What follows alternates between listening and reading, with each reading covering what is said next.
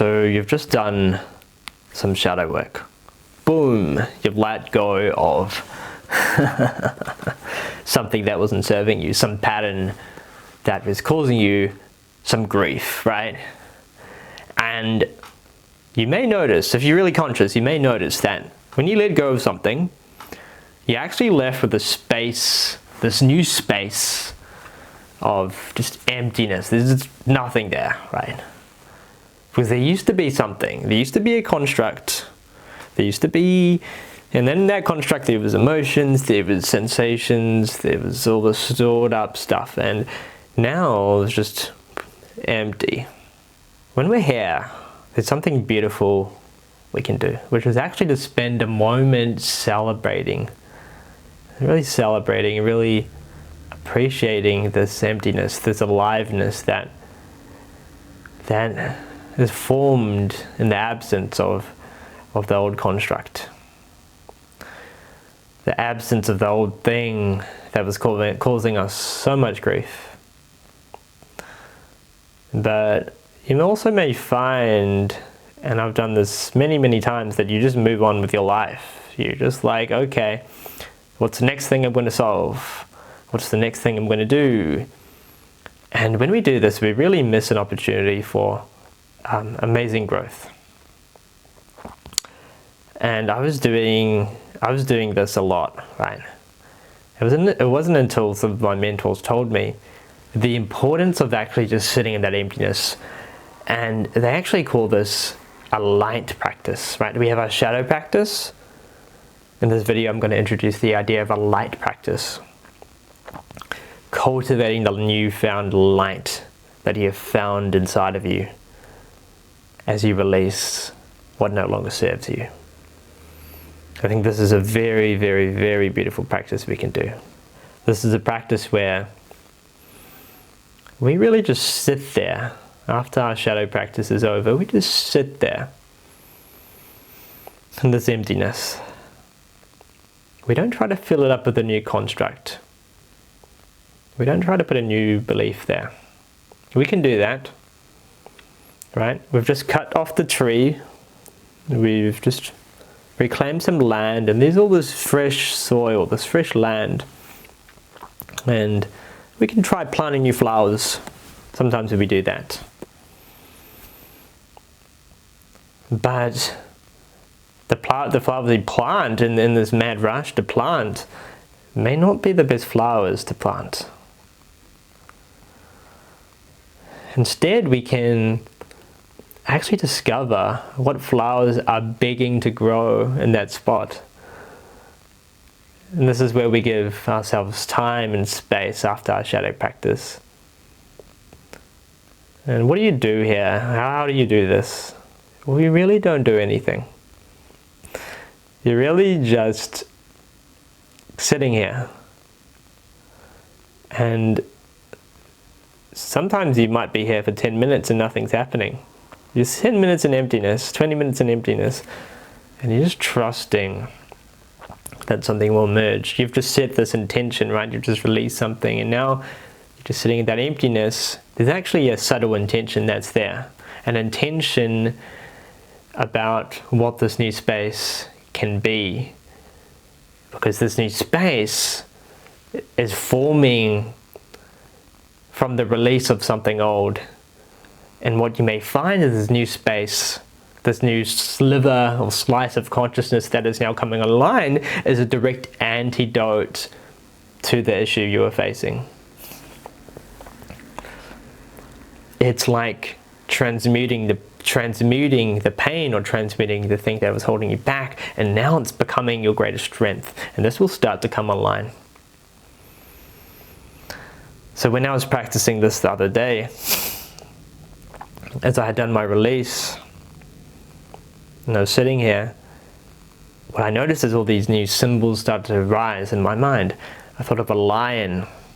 I thought certain words, certain phrases, certain affirmations actually came to my consciousness from nothing.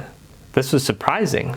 I was sitting here, nothing was happening, and then suddenly I found these thoughts about expression, right? boldness of expression, aliveness of expression. The image of a lion came up. I saw Simba and his dad overlooking the kingdom. All these images, symbols, feelings, sensations started to just spontaneously come online. And this is where we practice this. As we practice this light practice, what we are doing is we're now nurturing this new space of consciousness that we have just created. As we do this, we allow the spectrum of consciousness to grow and grow and grow and build and come online. If we don't do this, what we might find is we do the release, we get to our lives, and we forget. And the space gets filled up with some junk. Or maybe it's the same junk as before, and we're looping and we're having the same issue again and again and again.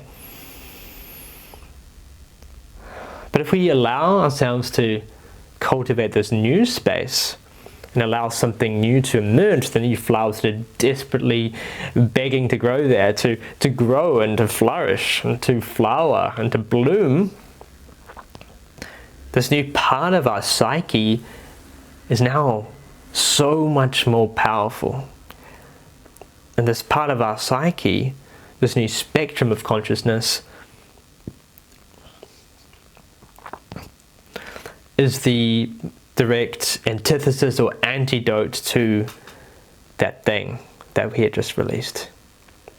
You know, often meditation practitioners can abide in these really beautiful states of consciousness, right? They practice a loving kindness practice, begin to a loving kindness state. They practice to be equanimous. They practice different qualities. And they're practicing this, they want to cultivate this, but this is a top-down approach. This is the top, this is something I want to cultivate in the top, but cultivating it from the top down. But when we do our shadow practice, and we're allowing something new to come online, it's cultivating it from the bottom up. It's coming online in a far more authentic way, a way that perfectly relates to us and perfectly relates to, authentically relates to our consciousness. And so now if something's coming online, for example, loving kindness, it's not like you're forcing yourself to feel loving kindness. It's coming online in a more authentic way because you've just charted a new territory, you've charted a new space through the journey of your psyche by clearing out the weeds. In fact, the traditional meditation route may often miss weeds and the practitioner might bypass. So they might be able to get into certain states, like a loving state, but then, you know, life comes by, they get triggered, and they may, instead of looking at why they get triggered, they might just release the trigger, release the symptoms, and go about their day, and they get triggered again, and it is cycling, right? But not getting that genuine growth. Or they may avoid the situation and just choose to sit in a cave and meditate, or not be in certain situations that could trigger them. Now, I think ultimately at the highest level, these both intersect anyway, the meditative route and the shadow bottom-up route, just because to get to the highest levels, you do need to pull out the weeds. But I think the meditative route can lead to more bypassing, and it also can lead to simply an embodiment of states that aren't as potentially genuine as if they were discovered through the release of something else, and they would just come online more organically, more spontaneously. I think there's something really powerful about that. So when you take a bottom-up approach, rather than trying to embody a certain pre-described state, you allow a new state to come online that's natural, that's authentic, and relates directly to the shadow you've just healed. What I find is these affirmations are so much more powerful, right? because you didn't just write something down, you've now found something, right? You've earned it. Often we pick lines we haven't really earned yet, like I am worthy, I am enough, and we just try to install it through repetition.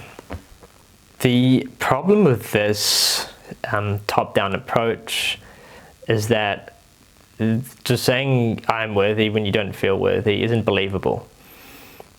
And they've actually done a good amount of science in this. When you say an affirmation that doesn't feel true, your body, you actually conflict with it. You actually, it actually makes you feel more anxious. It actually increases negative emotions. It's as if you are fighting yourself internally because you feel like you are lying to yourself. The affirmation does not feel true. So you already didn't feel that great in the first place, and now you're saying I'm worthy, and maybe you just feel even worse. So often we just read a line as an affirmation, something we read online, and we try to use it. This is a very top-down approach, but this bottom-up approach, this is quite different.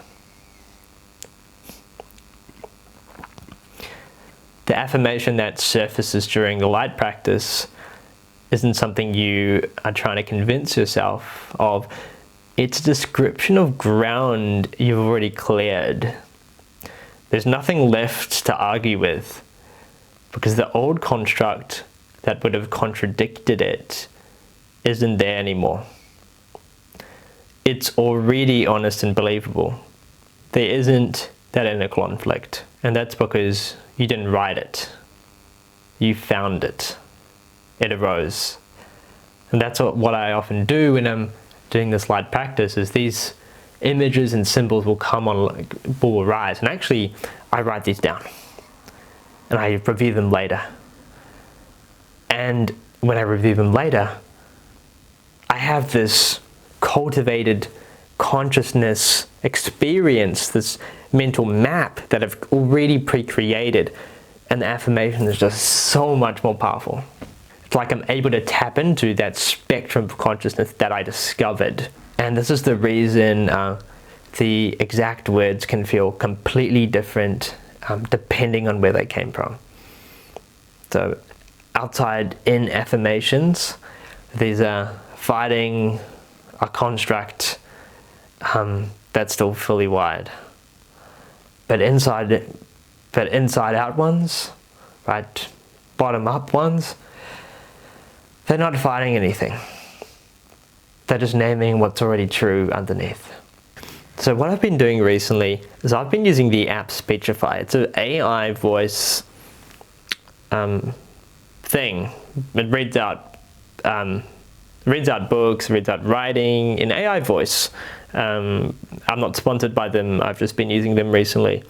And what I do is I write down all my symbols, all my affirmations that came up in my light practice. And I've been using the AI voice to read them out to me through the day. This is a great way to reinforce that new state. It's also cool that in this app you can enable background music, so I can play the audio and I can also play the background music. And I often put on like inspirational music, very emotive, epic music that relates to the affirmation, and I find that just really helps to wire in that new neurology, right? Feeling of aliveness. Simba and Dad looking over kingdom. Speech is a lion's roar. Bold and flourish. Purr like a cat. Simba playing with lioness.